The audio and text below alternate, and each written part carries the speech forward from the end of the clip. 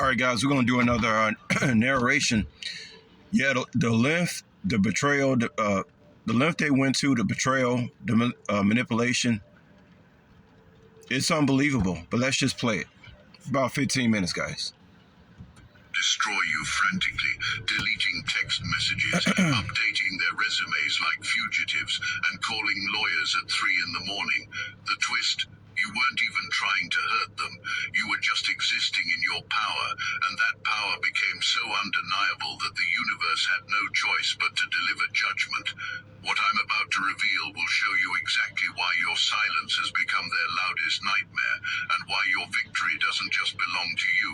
It belongs to every underestimated soul who's been waiting for proof that divine justice isn't just a fairy tale. You've become the earthquake that proved the mountain was never as solid as it pretended to be. First, let's talk about what really happened when you stopped fighting their fight and started playing your own game. You see, Chosen One, they built their entire strategy around one fundamental miscalculation. They thought you were weak because you were quiet. They mistook your patience for passivity, your stillness for surrender. But what they couldn't see was that every moment of their mockery was being archived in a cosmic database that doesn't forget, doesn't forgive, and definitely doesn't play favorites with people who abuse the innocent. While they were laughing at family dinners and crafting lies in group chats, you were doing something they never expected. You were learning, not just learning their patterns. Now, I gotta admit, I'm a funny dude. And, I could be nerdy, I could be corny and all that. I'm a pretty funny guy, but I ain't that funny. Weaknesses, their tells. You were learning the language of justice itself. Every legal document they thought you'd never read became your study material. Every loophole they thought they'd... These people even stole my mail. But stolen mail, my name been changed in the system. My name ain't my name. I mean, this is like some stuff straight out of the movies, man, for real. I mean, it's like, my whole thing is, how can people who work for the federal government actually participate to help some morons? I mean, that just blows my mind. Like, I'm gonna go to school all these years or whatever to work for the government just to swindle people? Like, I don't get that. Hidden became your secret weapon. Every lie they thought was buried. Well, actually, I do get it. It's just that it ain't worth it. Like, if you get caught, there's like no in between. Like, if you become a federal official, I don't care if you're working in a post office or whatever, and you do something, to steal people's mail, that's a federal crime. That's federal. You get time. You get time for that. That, it makes me think too about how serious it is. Our mail. The seriousness of that, man, because you could change somebody's whole life, destiny, by stealing some mail. And people who work for because if you get caught up and you work for the federal government, man, your ass is toast. It's like, it's no in between. You could be working like high in the federal government, and then the best job you be able to get if you do something crazy is like a janitor or something, or homelessness. Became evidence in a case they didn't even know was being built. The beautiful part? You never announced your education. You never threatened them with your growing knowledge. You just absorbed everything like a silent storm gathering strength. And when the moment came, when they finally pushed you past the point of return, you didn't explode outward. You imploded inward and became something they had no defense against. You became unstoppable precision wrapped in deadly calm. Second, understand what happened in that moment when you finally acted. This wasn't just a legal victory. This was spiritual warfare playing out in a courtroom, and you brought weapons they didn't even know existed. You walked into that space carrying the accumulated pain of every injustice they'd ever served you, but you transmuted that pain into something far more dangerous than anger. You turned it into clarity. They came with their prepared lies. I just gotta tell you guys, God set this whole thing up, man, because I didn't even know. I mean, it must have been really funny from the aspect of me not even knowing. Well, actually, I had a clue. Actually, I was told, but I didn't know the severity of it. But this is God.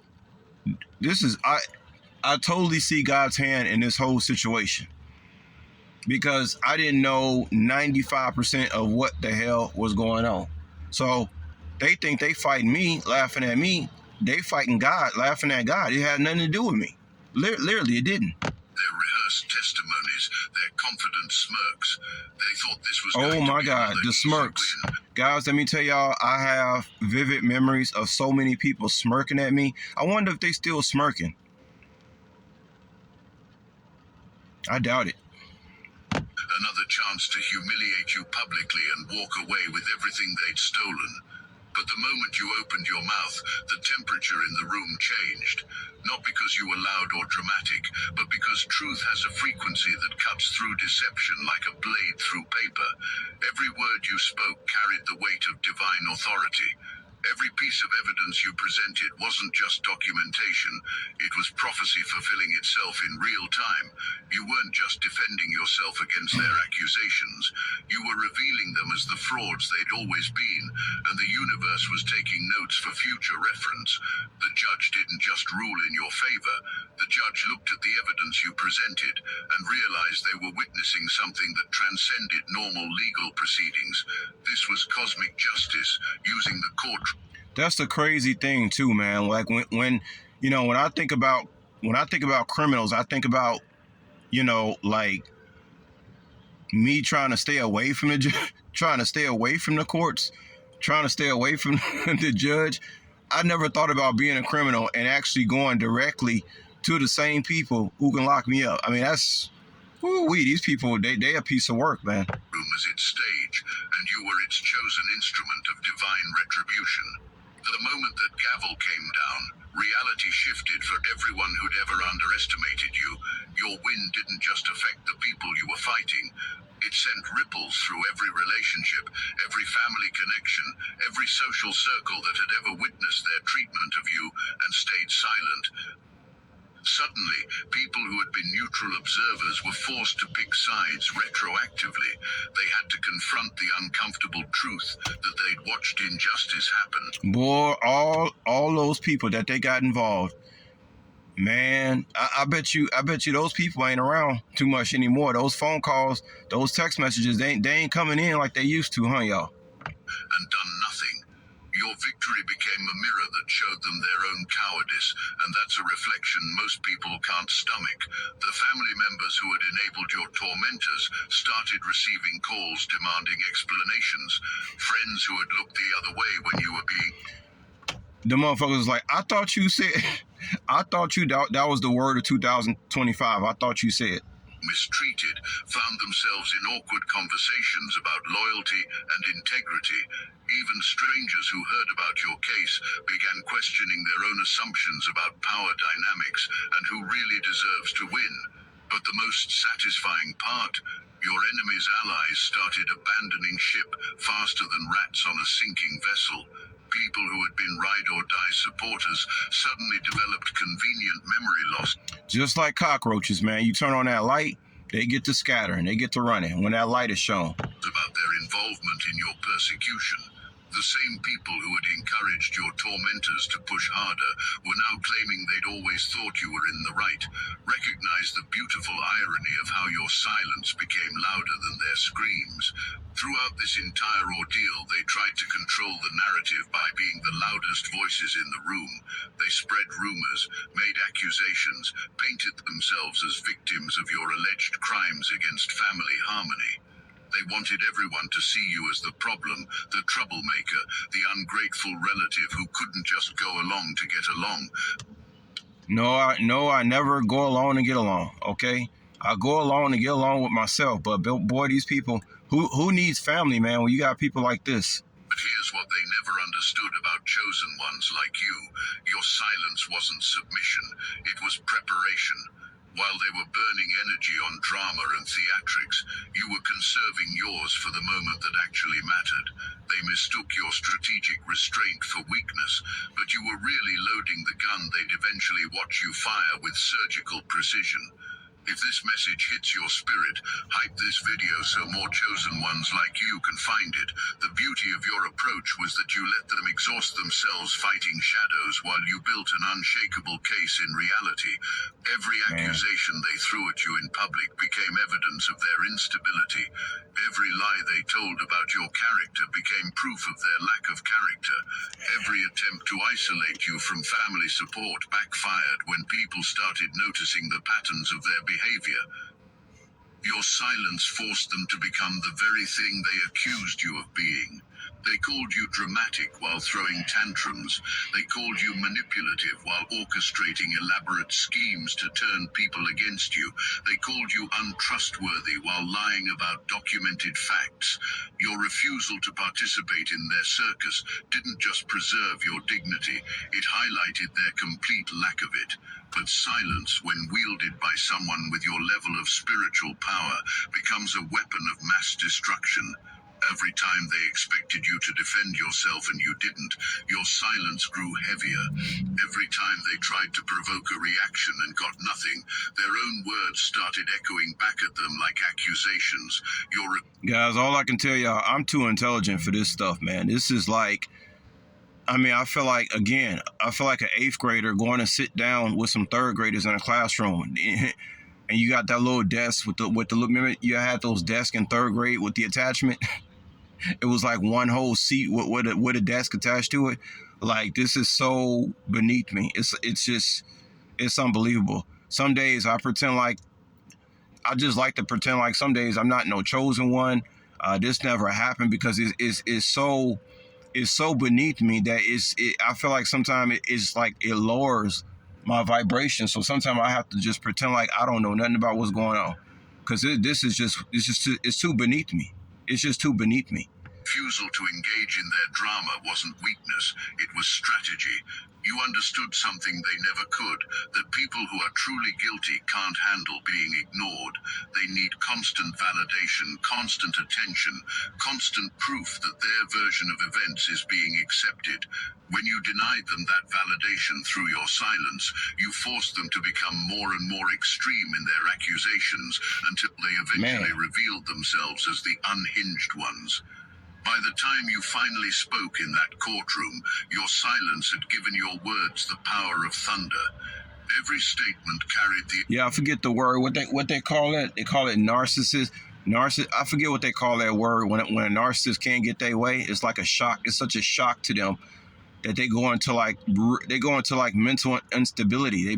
They start becoming more delusional than they ever been, and people start noticing around them. And that's when people start exiting stage left, because they actually see who's the real crazy one. Accumulated weight of months or years of restraint. You weren't just presenting evidence, you were releasing a dam of truth that had been building pressure behind your quiet demeanor. In the cosmic accounting system, every injustice Think about this, guys. All this stuff going on while I'm just out here skipping. I'm skipping while I'm walking. All this stuff going on. I'm out here smelling the roses, skipping, sleeping good, and all this crazy stuff going on behind the scenes. This is wild. I mean, this ain't nothing but God, man. I'm telling you. It's a debt that must eventually be paid. I still think about what it said under my name in Gematria. It said that it's going to be biblical. This is under my government name in Gematria, that it's going to be biblical, and that's exactly what it is. It's biblical. Your tormentors thought they could keep withdrawing from your emotional bank account without ever facing consequences. They thought your kindness was weakness, your forgiveness was stupidity, your patience was infinite, but the universe doesn't work that way. Every time they took advantage of your good nature, they were actually digging their own graves deeper. Every lie they told about you was being recorded in a ledger they couldn't see. Every time they celebrated your pain, they were adding interest to a debt they'd eventually have to pay with compound penalties. Your victory wasn't just random good fortune, it was the universe balancing its books with interest. All those times they should have been held accountable and weren't, that debt was accumulating, growing, waiting for the perfect moment to be collected. And when that moment came, it wasn't just about getting even. It was about receiving everything they owed you, plus damages for the time you spent waiting for justice.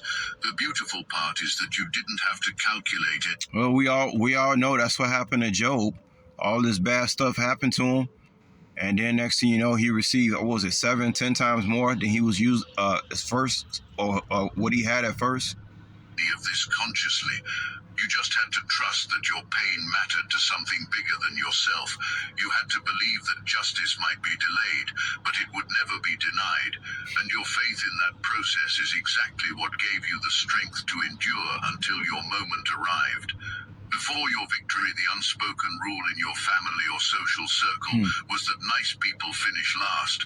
Bullies got their way, manipulators won through persistence, and truth was whatever the loudest person claimed it was. But your win shattered those assumptions permanently. You proved that quiet strength is more powerful than loud aggression. You demonstrated that patience isn't passivity when it's backed by preparation. Let me tell y'all something. God is the biggest bully you could ever imagine. Because imagine, once again, trying to fight something you cannot see. That's the bully, you know.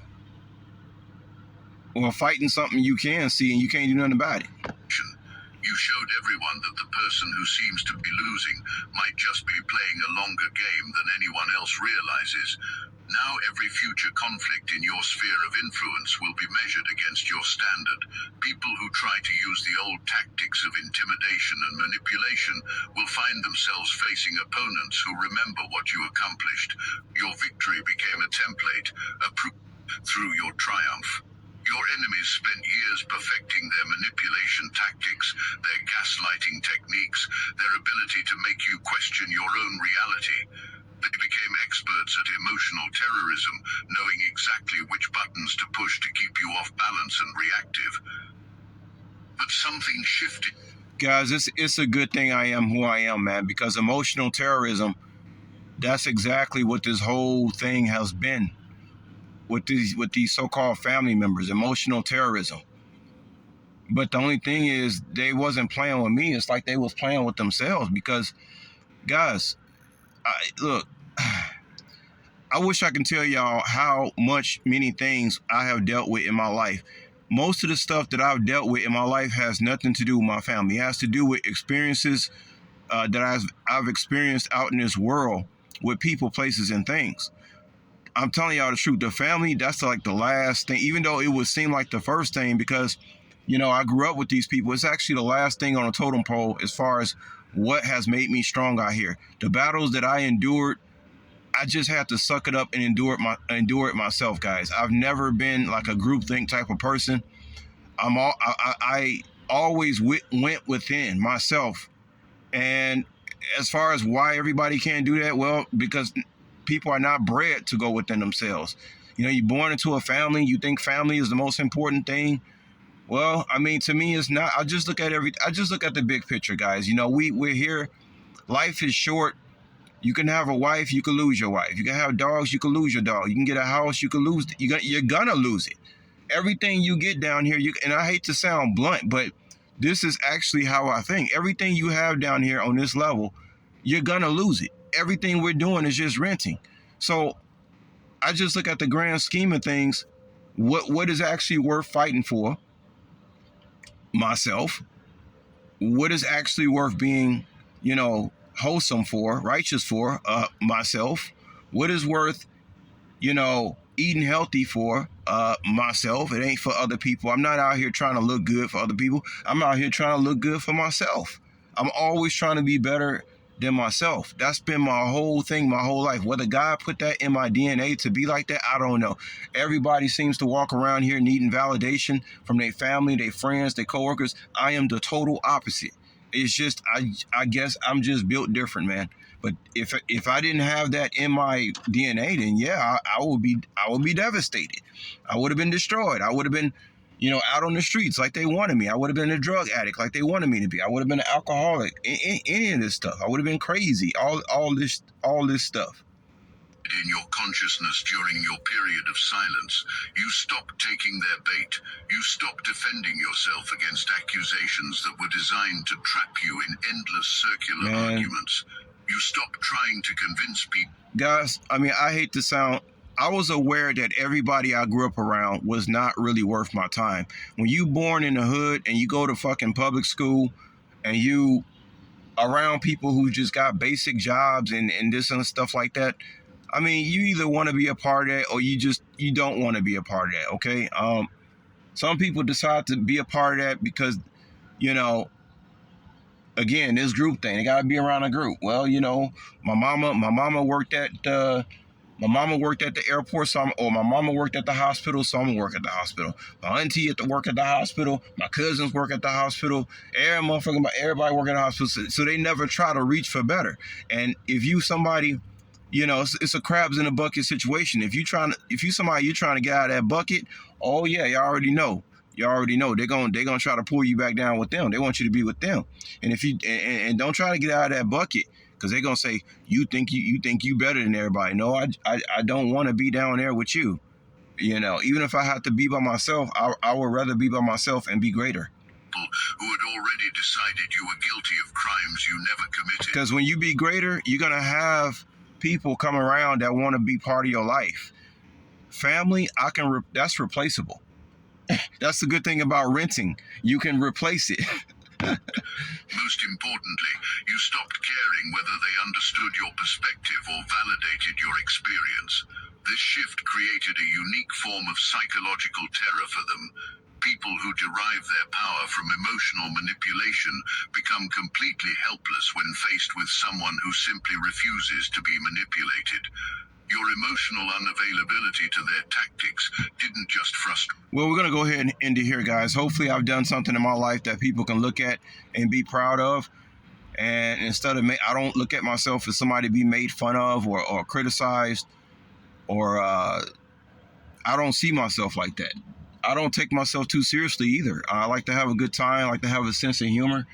I hope I've done something to, you know, help people see, you know, that there's something better outside of the box that this world tries to put you in. And whether you're dealing with family or your job, you know, you're gonna be better thinking outside the box every single time. But yeah, the emotional terrorism that I experienced, it would have just totally damaged the average person out here. Okay, it would have totally damaged them.